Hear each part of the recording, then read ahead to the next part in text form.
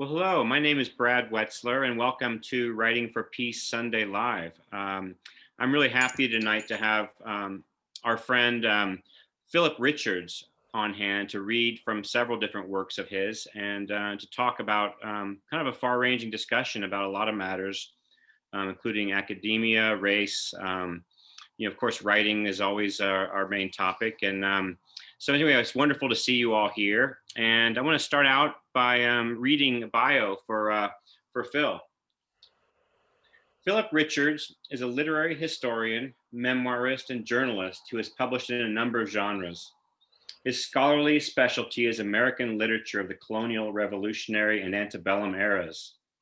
However, he has also written autobiographically, influenced journalism about his over 30-year experience as a professor at Colgate University and colleges in Gabon, French Central Africa, France, and Germany.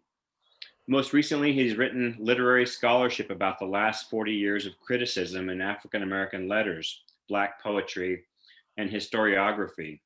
He has published two books, Black Heart, The Moral Life of Recent American Letters, and An Integrated Boyhood, Coming of Age in White Cleveland. He's on the board of directors of Writing for Peace and co-editor of Dovetails. So welcome, Phil, and welcome everybody. It's so good to see you. And I've only recently been getting to know Phil, and he's such a kind, bright man, and I'm just really excited about this talk tonight. Wanted to start, Phil, before you read though, with one question. When you look back on your youth, can you tell us what one book maybe changed your life, changed your perspective more than any other? Um, Put you on the spot here to start with. um, I read and this is totally off the cuff, but I read Bernard Malamud's The Magic Barrel, Hmm. and I was so taken by those short stories. How well made the stories were, and how, on the one hand, the stories were entertaining and interesting, but how they also handled ideas and Hmm. how they handled moral ideas without preaching. And I was really taken by Malamud's ability to do both. And there was a kind of religious morality Hmm. in those books, and it wasn't like the preaching that I heard um, on Sunday in church. Right. How did you come across those books? Do you remember how you found them in the library when you were a boy, or what? How did you come to those books, or was it more in college? I think I came to those books in college. Uh-huh. I had read a lot, but I had read a lot of junk. I Yeah. had read a lot of science fiction, a lot of adventure stories, Hmm. um, a lot of light um, um, literature. I was compelled by the reading I did in my English classes, um, Chaucer's Canterbury Tales and um, Thoreau's Walden. Hmm. But Melmoth's book had a special meaning for me. Also, it was a personal book. How was it It, it personal, was, Phil? excuse me. How was it personal to you? It very much had a recognizable speaking voice in it. It was created by a personality Mm. that had thought deeply about life in a way that I could recognize. And I grew up on the fringe of the Jewish left, and it was a recognizably Jewish moral voice. Mm. I also read Saul Bellows Herzog, and even though I couldn't follow that book in all its depth early on, I was very impressed by it. I was impressed by its mix of vernacular language Hmm. and high flown thought. It And sounds like the again, sound of very language was briefly, important to you even then, huh? a what? It sounds like the sound of language was important to you even then. Yes, it was. Yes, it was. The whole business of handling high flown ideas with powerful language and powerful wit Mm, and with a moral perspective was very important to me from the beginning. That's very right. Yeah, that's and I think that's kind of at the center of what I wanted my writing to be when I wrote for myself. I right. wanted to. Well, tell me, what do you plan to read for us to begin with tonight? Well, I my the first well, actually, the second book I wrote was a memoir about growing up in Cleveland during the era of integration in the 50s and 60s. Cleveland was a racially divided town, literally. The west side was white. It was worth a black person's life to go there. And the east side, except for the suburbs, was white. I was black. And my parents had come up from the South to make a middle class life for themselves. And on the one hand, they were horrified by the inner city ghetto, and on the other hand, they were excluded by upper class and other upper middle class black people. And they were loners, they were outsiders. And I grew up trying to make my way um, with this kind of strange perspective. Mm, They didn't have any clear guides as to how to blend in to either side of Black life. right. I see myself as having started off as a stranger. Well, please read from that book, will you? Yeah, so I'd like to.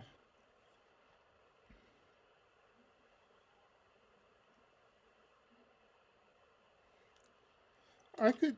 My parents were very strict and were deeply fearful of the surrounding neighborhood in which we first lived. They were very religious, very moral, and I had to negotiate their strictness as I was trying to make sense of my own life. Mm, I could not be kept in the house forever, and my trips to the homes of my friends provided a new perspective on my mother's view of the coming collapse of Negro life in Mount Pleasant. I had a set of friends, Stephen Wright, Carl Wallace, and Martha Jewett, largely chosen by my mother. However, when I went to their homes, I saw things that my mother would not have discussed with me at our dinner table or in our conversations at night before bed. No one else seemed to fear the end of the world. My friends and their families blithely ignored the coming urban apocalypse that my mother foresaw for the black people of the community. Around the corner and down the block in Mount Pleasant, things seemed, at least to me, to be just fine. Walking into my friend's duplex and tenement apartments, I entered the world into which my family feared we would all fall. In the closets were leather coats for Saturday nights and silk dresses for Sunday. Their parents smoked, and on Monday uh, afternoons one might see a small gin bottle left on the kitchen table from the weekend, miraculously unscathed. Their children wore blue jeans to school, contrary to my mother's dicta for our family. These children belonged to a world of luxury unlike my plain existence at home. They ate the chitterlings and hog maws their mothers cooked on New Year's Day and accompanied their families to baseball and football games at the Cleveland Stadium where their fathers might enjoy a flask of whiskey hidden in the pocket of a long cashmere or leather coat. For Christmas, they received so much that they shared their bounty with me, and I looked forward to their surplus booty, up to date baseball cards from the doubles and triples in their collections, and comic books, in particular Flash, Green Lantern, the Justice League of America, and Wonder Woman. My classes were in the mid 50s racially integrated by the remaining Eastern European and German children who had not moved to Cleveland's west side or southwest suburbs. The Jews, on the other hand, had moved to Shaker Heights and Cleveland Heights. My perception of white people was that they were all moving to the eastern suburbs of Cleveland. The darkening of the school's population apparently bothered my mother too. Deeply concerned about the education of her oldest child, my mother met with my principal, Mrs. Lord, at least every 2 weeks to check on my progress. Everything about my daily experience with my best friends seemed to shout that my family and its values could not be taken seriously. These values had, I noticed, not made me more generous or polite than my friends. Spending recess on the playground, walking home for lunch, or playing games during gym, I was as noisy, conniving, and wayward as anyone else. In fact, my parents' values seemed to make me an outsider. Despite their parents' inattention, my friends seemed to thrive in ways that I did not. By the time we reached the second or third grade, I envied my peers their athletic grace, the casual ease with which they shot marbles, swept up a handful of jacks, or ascended in the air toward the basketball hoop as if drawn from the shoulders, their feet casually dangling. In races, their slender bodies, even those of the girls in dresses, shot by me with ease. They could hit a baseball to the opposite side of the outfield, or throw a football in, it seemed to me, the manner of the pros, high in the air, spinning as if traveling along a cord, finally dropping to a designated spot 30 or 40 yards away. I competed academically to achieve credibility in the classroom that I could never win out on the street. With more energy than finesse, I worked my way up to the most advanced groups in arithmetic and reading, always a little piqued that my friends seemed to excel so effortlessly. My urge to succeed led me to become as obsessed as my mother over major work. A daydreaming reader, forbidden to enter the streets, I strove to become gifted. I did not score high enough on the IQ tests to be admitted in the second grade. There were advanced classes in Cleveland, and the tests were given at the second grade, and the fourth grade, and the sixth grade, and succeeded, to my classmates' bewilderment, only in the fourth grade. A number of my Robert Fulton classmates would enter this program in seventh grade, but none of my friends were contending for entrance early in elementary school. From second to third grade, my concern was a joke among my friends, who teased me, nicknaming me Major Work. That was the name of the program. If a person could be such an entity, then I was. My initial failure to enter the program frustrated me. Thoroughly confused, I turned to my all purpose source of information, the Childcraft Encyclopedia, the final volumes of which included information on child rearing. I did not understand many of the books that I tried to read as a child, but focused on the pressing questions of my intelligence.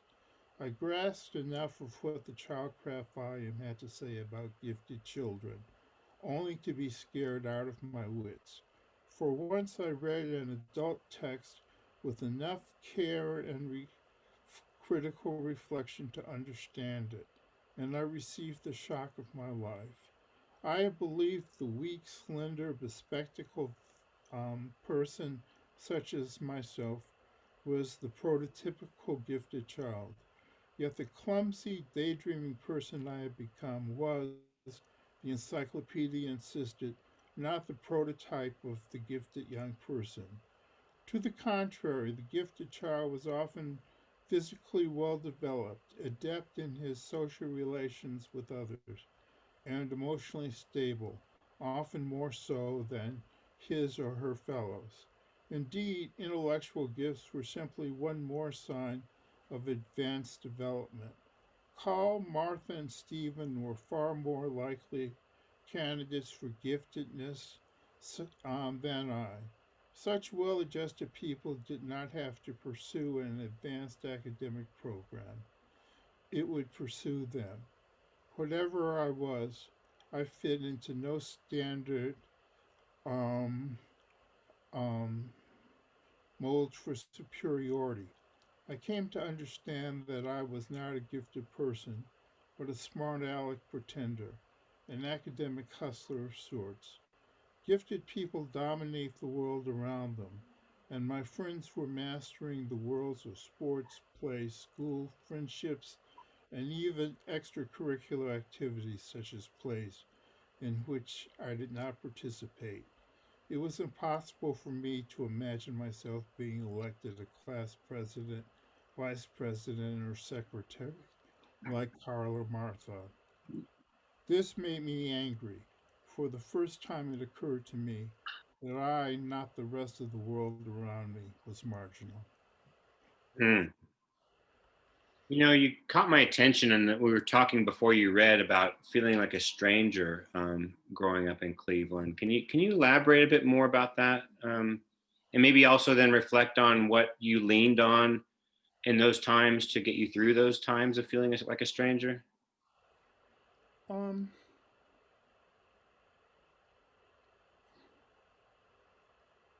I had an intellectual interest. I read a great deal about history. I read about geography, um, but um,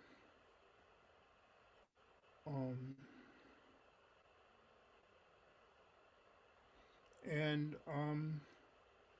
when I got to the major work program, I discovered I was good at French, and French seemed like another world to me. Mm. The idea that you could have a new set of words, and that we did plays in French, and that you could communicate and interact with people on the basis of a new set of rules. And this whole business of living in your imagination had a great appeal to me. And I think I saw that in books. Mm. And of course, like most people who live in their imaginations, I experienced some hard knocks because people who live in their imaginations soon realize that there are limitations and that they can't live up to the world that they imagine intellectually for themselves or socially for themselves. So there was this continual attempt to catch up. Hmm. I imagine with a lot of writers here tonight, a lot of people can relate to that. The hard knocks we've had to learn as we lived in our imaginations. I know I have. Um, I do. Before we go into some other weightier topics, I guess I'm also fascinated to hear about your love of science fiction and fantasy in those days. Was that also a way to find find your way? And how does that speak to you then? I read the Robert Heinlein books, and I read a lot of them. But the only one I can remember now at 70 years old is one called Pod Kane from Mars. And and I don't think that's the best of them, but the memory sticks in my mind. Um, I was fascinated by the UFO phenomenon, which I think was picking up in the '60s, Mm. and I read books about UFOs. I have no idea where I found them. Well, you talk about how discovering French showed you there were these other ways, these other rules, these other words, and it seems like maybe there was something connected with the fantasy and the science fiction too. I mean, Oh the other yeah. worlds, yeah. Oh, I think so. Do you probably know better than I? But were the Danny Dunn books science fiction? I don't remember those. I don't, I think I read those. I mean, I'm old enough to be able to admit that I read this kind of thing, and yeah. so I but but I did read that. I wasn't I don't think I was precocious Mhm. in my choice of reading, and many of the difficult things that I tried to read, I don't think I understood. Um, Bill, I'm getting some messages that they're having a hard time hearing you. I just want to remind you to maybe oh, speak a little louder and speak closer to the mic. yes, I am. I read in a pretty undisciplined, scattershot way. Uh-huh. Um, finding what I could find. Right. I know later you're going to read about, you're going to talk more about the riots of in '68 that you experienced, but I do want to, you mentioned the hard knocks you learned an imaginative kid. Can you talk about kind of the coming of age when you started to understand race in America at that time and what it meant to be black at that time? Well, there was a desegregation ruling, and my father was a custodian at the Cleveland Public Schools, and he had worked his way up from being a fireman shoveling coal into the old-fashioned boilers that heated the school into being someone who supervised the warming of the schools, the firing of the schools, supervised crews of people in the schools. And he worked his way up from smaller to larger schools.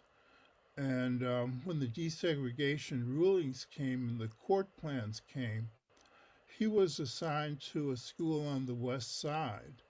And he didn't want to go to the desegregated school on the west side because the west side was all white. And he feared very much for his safety on the west side of Cleveland, not just in an all white school, but also as a black person driving back and forth to the west side. Um, during during the riots, my mother had become a teacher in the Head Start program, and the as you may know, a group of Cleveland executives had been very frightened by the growth of black nationalists um, in the city, and they got money to donate to a group of black nationalists who promptly went out and bought guns with the money. And some of the guns were passed around in the Head Start um, classes among the aides, and the guns were actually used in the firefights between policemen. There was very much a sense that um, racial tension could boil over in Cleveland in 1964 in 1966 when there were riots and buildings were burned and large areas of the cities were destroyed. And I think we were talking just before we started about the riots, um, the well, the potential for violence last summer, and that those moments brought all of that back to me. It brought all of that back to me in my family's experience.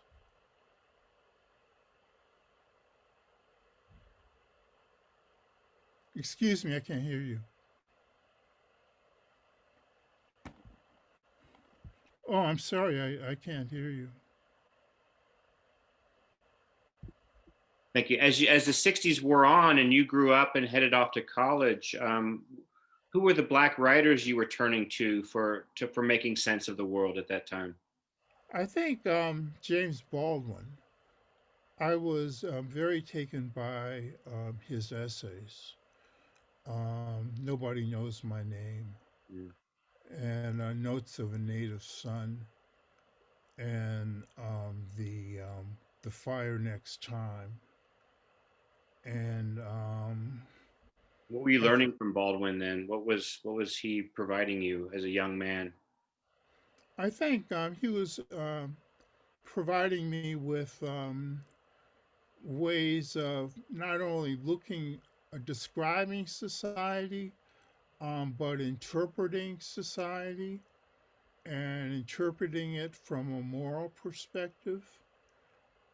That I guess some of the same things I was finding in Bello and Malamud. Hmm. The Who he now seems to me to be a fellow.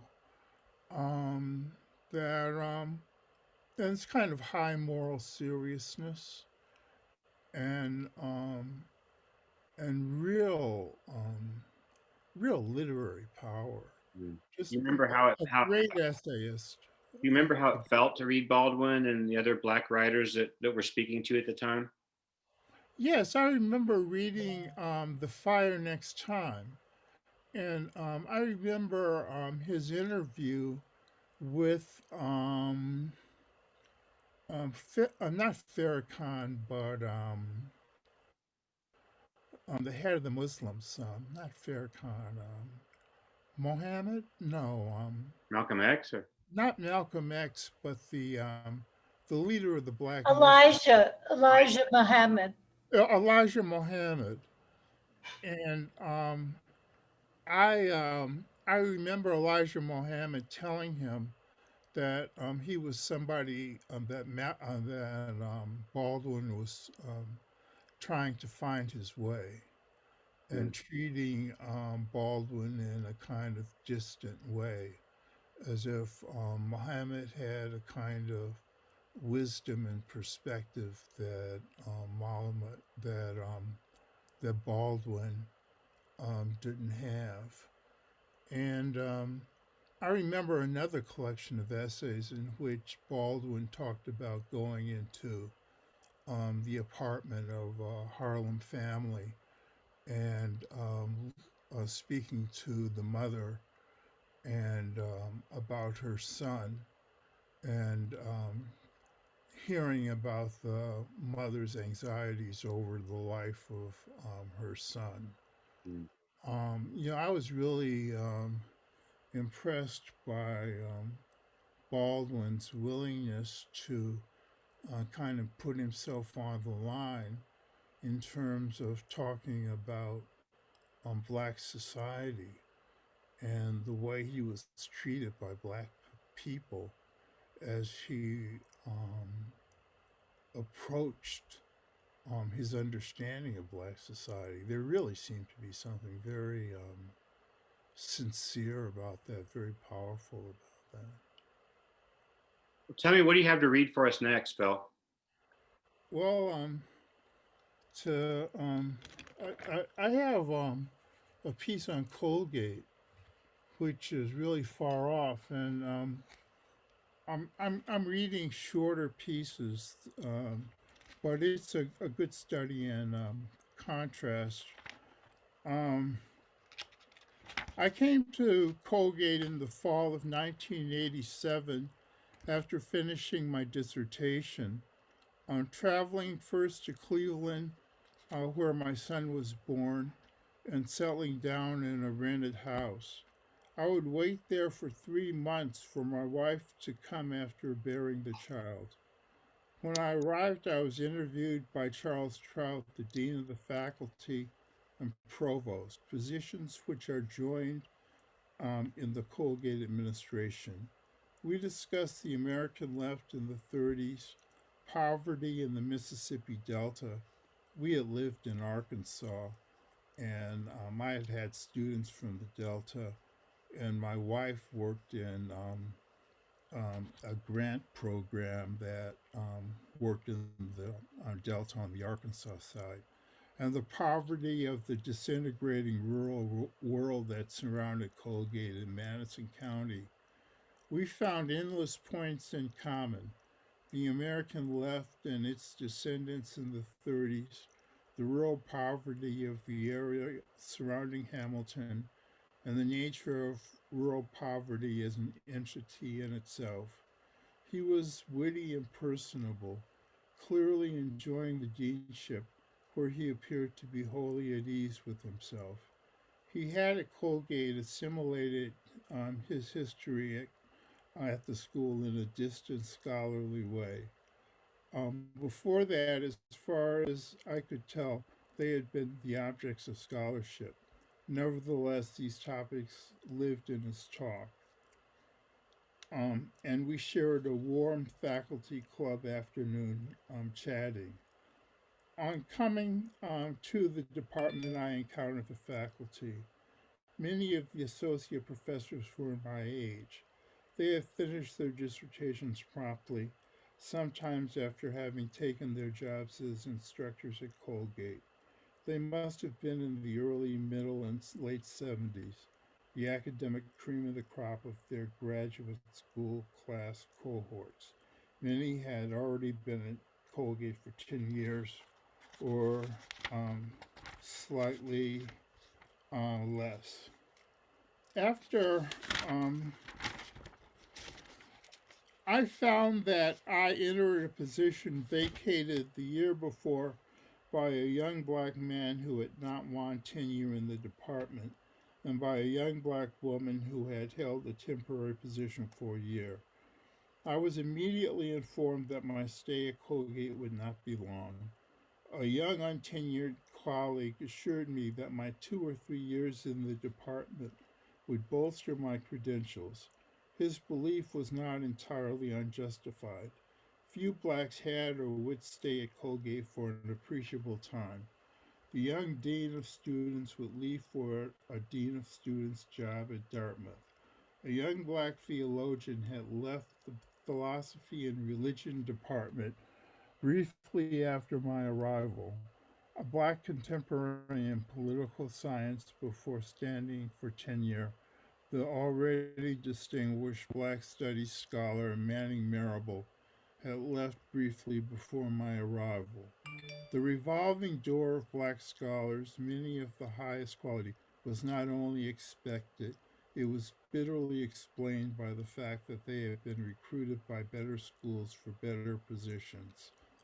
I entered Colgate somewhat like Rip Van Winkle returning to the site of his village after the Revolutionary War. The world of black student separatism, an aggressive black studies program, as well as the administration patronage for the needs of black students, have been institutionalized in my absence. The revolution had transformed my old home in the academy as surely as a revolution had transformed the world of Sleepy Hollow. A large glass fronted cultural center had been built on the far side of the university. Extremely popular among the black students was a charismatic young professor specializing in black theology. Unlike Yale, however, the incompetence of black students and by extension of black faculty was taken for granted.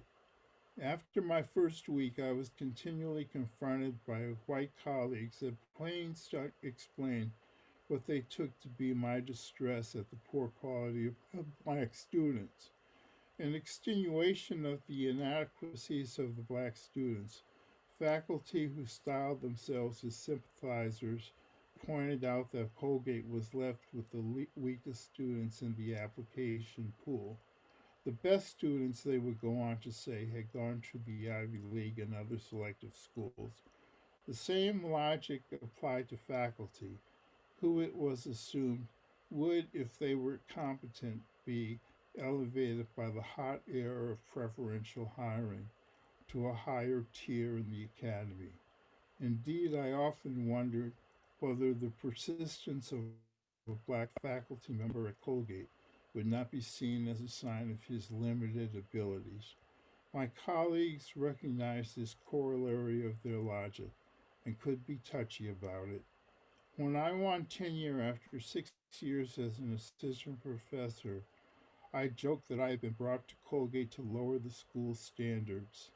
My colleague replied tersely that I had succeeded so well that I had been awarded tenure. The, Phil, yeah, I've read some other essays about your time with at Colgate, and can you just unpack a little bit more this idea, some of the hard lessons you learned about academia, and also being a black man in academia? I just want to well, understand. I think that elitist schools cultivate, well, they are elite institutions of people, of accomplished people, and there's lots of competition, and a lot of the competition brings out racist tendencies in people. And I think that it's just part of the ball game. I'm watching my son go through, finish his PhD in English um, at SUNY Albany, and he's a Shakespeare specialist. He's handling all this much better than I did. He gets along with everybody. He gets along with the remedial program for black students. He gets along with his colleagues. He gets along with his department chair. He's managed to turn all the lemons into lemonade. And so I think it's just a gradual progression. Mm. You know, he's the son of an academic. And, you know, and I think that's just part of the story of social mobility. And Well, growing and up at your time, maybe you weren't in the mood to be so affable, huh? that's true. But then I was also the son of a working class custodian and a lower middle class woman, um, mother. And I think newcomers to the academy always experience a certain amount of resistance. And I don't mean to apologize for it, but I think as I grow older, I tend to be pragmatic about the fact that America has a kind of rags to riches mythology, and that people, if they're successful, tend to master these situations um, from the kind of institutional experience of their families and so forth. Now, what was happening for you then when you decided to leave the country and go to Africa and to France? Well, I can read a portion of that. Please, That yeah.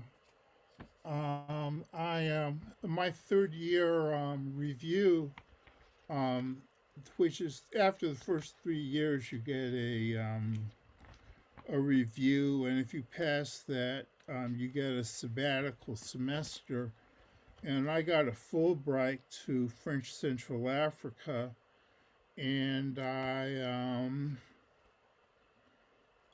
taught at the Gabon, where I taught at the National University, and I had um, a very interesting experience there. Very compelling. Very um,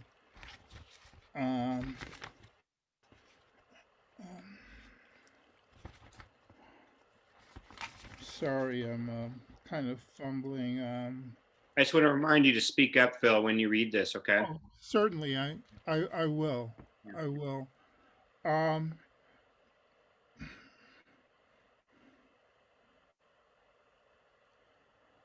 by the third time, let's see. As a graduate student at before entering the PhD program at Chicago, I had applied for a Fulbright fellowship to teach American literature in Senegal.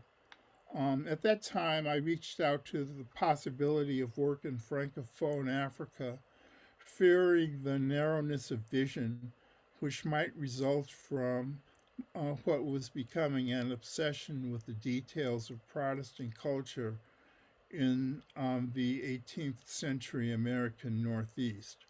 By the third time I applied for a Fulbright scholarship in my early 40s, I was far too much of an Emersonian to believe that I would find anything but an enlarged understanding of my own intellectual and academic experience. When I applied again, I did so knowing the impossibility of escaping what had become entrenched limitations. I was drawn to the possibilities of Francophone culture as a graduate student largely because I had grown up with a conception of France and the French world as a world elsewhere, a cultural realm providing a clarifying distance from my view of things. I had since the fourth grade in Cleveland's major work program been a student of the French language and by extension of French culture at Boulevard Elementary School, Alexander Hamilton Junior High, John F. Kennedy High School, University School at Yale. French and other European languages and literatures have been important parts of my study as an undergraduate and later as a graduate student at the University of Chicago. In the Regenstein Library of Chicago, I had read Aimé César's Un Cahier du Retour au Pays Natal, Notebook of Return to the Native Land. As a young instructor at Howard, I listened to the eloquent francophone flow of Maurice Lubin, a Haitian ex-ambassador to um, an ex a Haitian ex-ambassador to Mali. He, I later found from his wife, who was the one-time colleague of a girlfriend in Chicago, had collected the writings of Caribbean authors and published bibliographies and anthologies. I had recovered my francophone view of the world as we talked walking across the quad at Howard's Founders Library. Listening to Lubin speak on French culture, Haiti and Mali as we walked across the Howard campus, it occurred to me that the lens of Francophonie might help clarify the meaning of the Black diaspora among Black people of the Caribbean, West Africa, and the New World. Standing upon arrival in France in an air terminal at Charles de Gaulle Airport, amidst the French black nationals, Francophone Africans, and displaced Creoles from the West Indies, I experienced a confirmed flesh of feeling that I journeyed to see the diaspora in its originary condition, um, a confirmation of my feeling that I looked in a revelatory way upon the extended African diaspora and its originary conditions. Sorry. Watching this extraordinary array of black life in its French setting, um, I felt that I had arrived at the scene of the original outrage. I felt sure that my journey to Africa would take me only to the site of the original imposition of power, to the site of the forced assimilation, to the site of the sad appropriation. My initial scholarly plan for the Fulbright was a broad ranging exploration of post colonial Francophone culture in Gabon. I was an early Americanist, particularly interested in what I thought were the correspondences between the commonplaces of new nations born in revolution, the third world implications of the fears of post revolutionary mobs and tyrannies, provincial new cultural formations, the residual presence of the old colonial hierarchies, the corruption of new governments, and the dangers of standing armies seem to be common to the late 18th, early 19th century worlds of America and the late 20th century Francophone world of Gabon. I now saw the powerful American residue of these debilitating American adventures in my day to day life in the Colgate classroom. I correctly assumed that these prior intellectual concerns would lead me to the disintegration of intellectual life among the crumbling universities of the first generation independent nations. Once in Gabon, teaching in the National University, I would find the disintegration of university institutions among blacks in the West. If black students at Colgate had been caught in an imperial cul-de-sac, then the dead ends of the African university, which were then frequently discussed, might hold some clues to the meaning of the transatlantic collapse. Thank you, Phil. I'm curious to find out, as a young person who was interested in learning French language, then when you finally crossed the ocean to spend time there, what can you talk about the what you found versus what you had imagined? Well, what I found was students who were eager to learn and who were eager to learn about the American Revolution, who were eager to learn about a new nation which had escaped from tyranny, but which at the same time were deeply afraid of the corruption of the first generation of nationalist African leaders who had skimmed the wealth of the country for themselves and created an elite, which were in French and Belgian universities and in the United States. And, I found something very complicated. But I found that they had a very distinct political consciousness of their situation.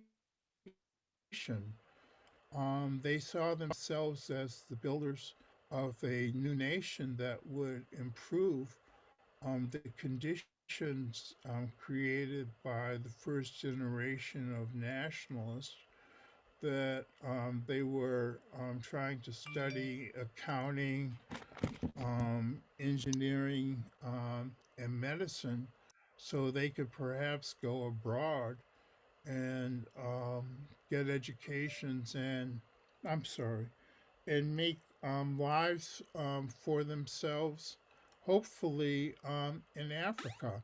I was deeply impressed by their enthusiasm.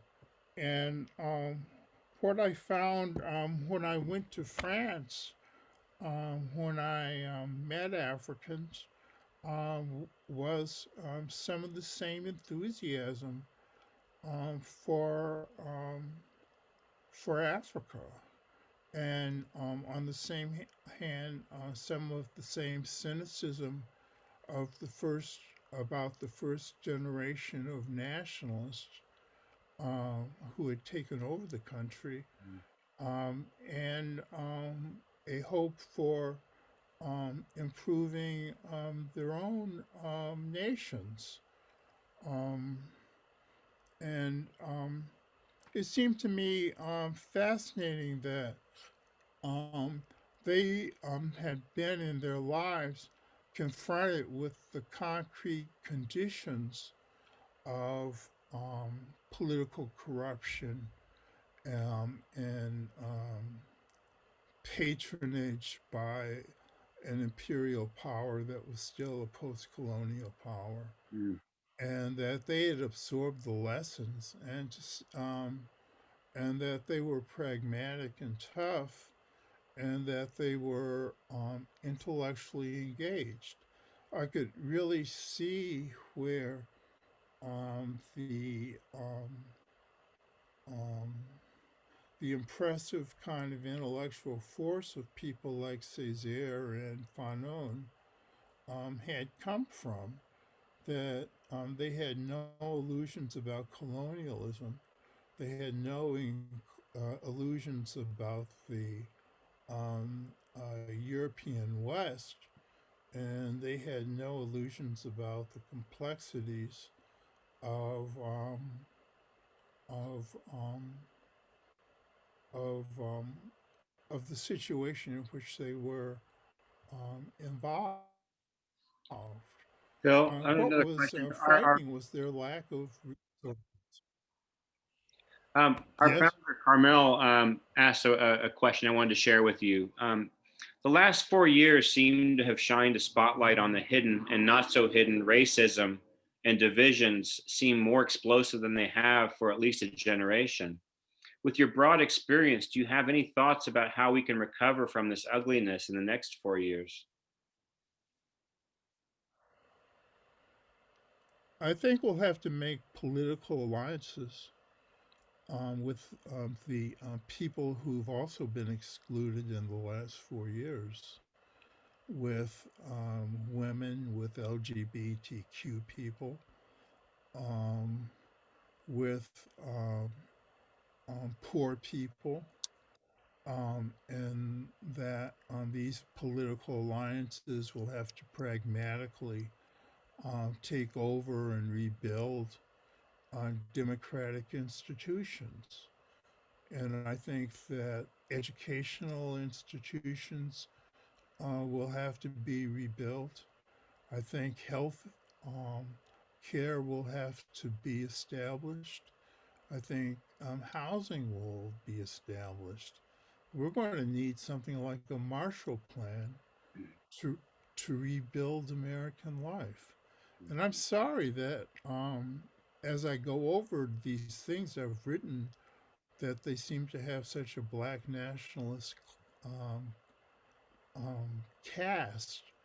But I think the achievement of a consciousness on my part was important to establishing my own critique of the political situation um, around me.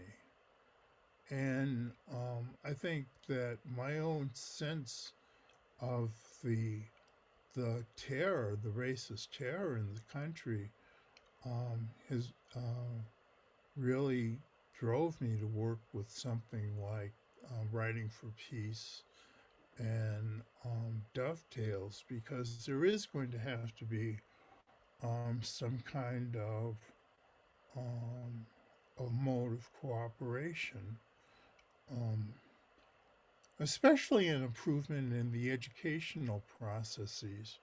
The whole situation of this pathway of black education to prisons is going to have to be stopped. But um, I don't want to go too long in talking about this, but Um, I mean, I fear deeply for the future of young black people who I don't think are getting good educations and who I think are not going to be part of, what is a very technocratically emerging country.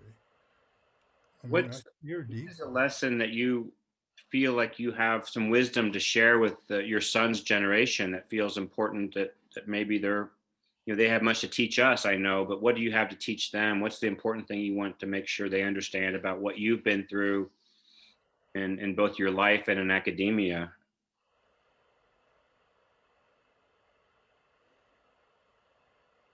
Um,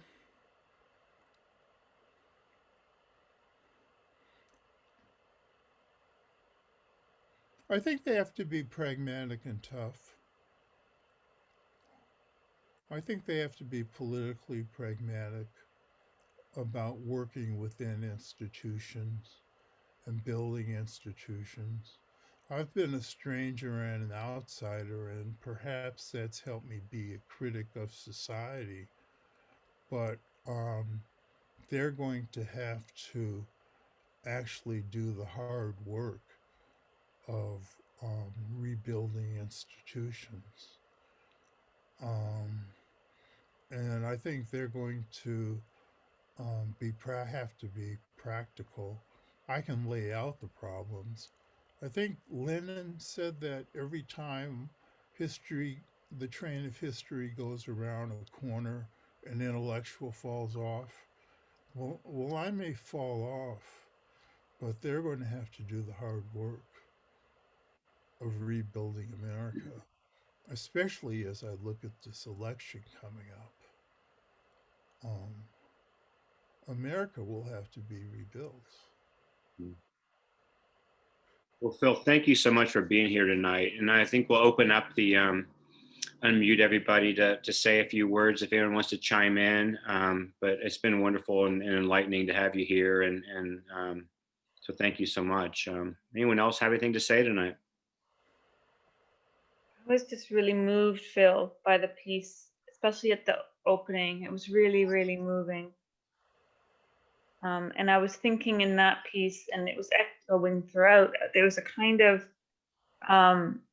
we were speaking earlier about Fanon and kind of hit the negative interpolation. And then there's a longing in that piece, like the way that you're not being interpolated, that there's something.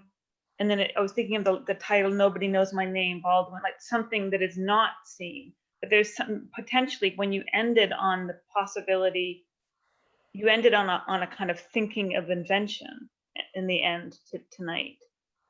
And so it's almost like if one can tolerate that space, which you have tolerated, of not having the connection, the social affirmation. If you can tolerate that, you can find a different, some kind of other possibility. But I was thinking it's almost that kind of interiority, that kind of imagination is thrilling, but it's also risky.